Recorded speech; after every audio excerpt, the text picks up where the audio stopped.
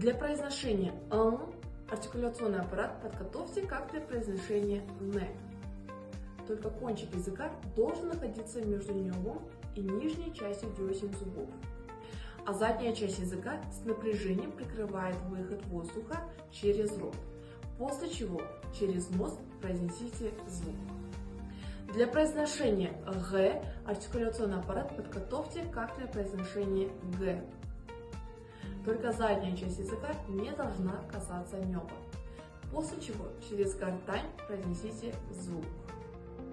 Для произношения «х» артикуляционный аппарат подготовьте как для произношения «к». Только задняя часть языка в напряжении должна прикасаться к задней части неба, после чего через гортань произнесите звук.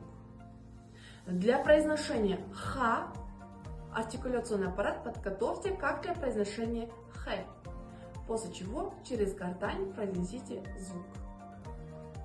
Если это видео было вам полезным, ставьте лайки, пишите комментарии. До свидания.